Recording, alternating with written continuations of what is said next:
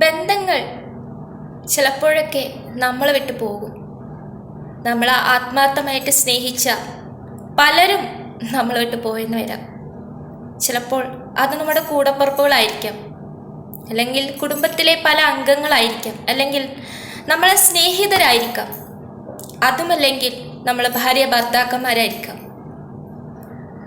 ബന്ധങ്ങൾ എന്ന് പറയുന്നത് എന്നും നിലനിൽക്കണം എന്നില്ല. എപ്പോൾ വേണമെങ്കിലും നമ്മൾ വിട്ടു പോവാവുന്ന ഒന്ന് തന്നെയാണ്. ഇന്ന് നമ്മുടെ കൂടെയുള്ള പലരും നാളെ നമ്മുടെ കൂടെ ഉണ്ടാവണം എന്നില്ല. നിങ്ങൾക്ക് ഒരു പ്രശ്നം വരുമ്പോൾ നിങ്ങൾ മാത്രമേ ഉണ്ടാവൂ എന്നുള്ളൊരു യാഥാർത്ഥ്യം നിങ്ങൾ എന്നും മനസ്സിലാക്കാനായിട്ട് ശ്രമിക്കുക. ഒരു പ്രശ്നം വരുമ്പോൾ ആരെങ്കിലും കൈതരാൻ വരും എന്ന് ചിന്തിക്കാതിരിക്കുക.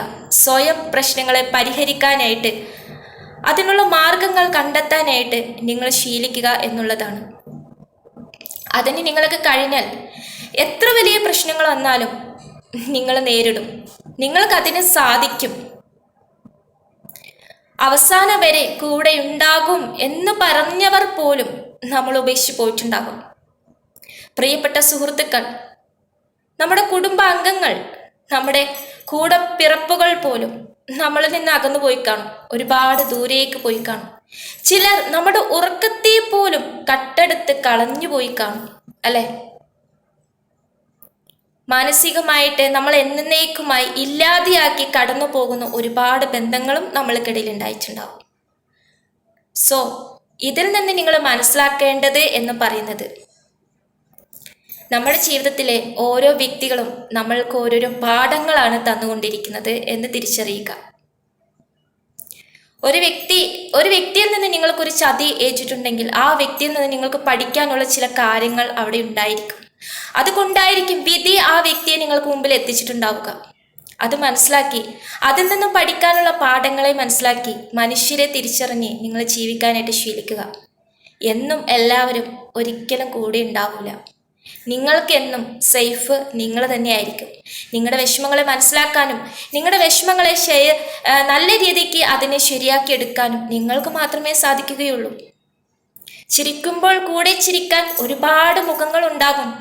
പക്ഷേ നിങ്ങൾ കരയുമ്പോൾ കണ്ണീര് തുടയ്ക്കാൻ എല്ലാവരും ഉണ്ടാവൂല. നിങ്ങൾ അത്രയധികം ഹൃദയത്തിൽ തൊട്ട വ്യക്തികൾക്ക് മാത്രമേ നിങ്ങളുടെ കണ്ണീരിൽ നിങ്ങളുടെ കൂടെ നിൽക്കാൻ സാധിക്കുകയുള്ളൂ. അങ്ങനെ ആരെങ്കിലുമൊക്കെ നിങ്ങളെ യഥാർത്ഥത്തിൽ സ്നേഹിക്കുന്ന ആരെങ്കിലുമൊക്കെ ഉണ്ടെങ്കിൽ ആ ഒരു നല്ല ബന്ധത്തെ നഷ്ടപ്പെടുത്താതിരിക്കുക എന്നുള്ളതാണ് വളരെ പ്രധാനം.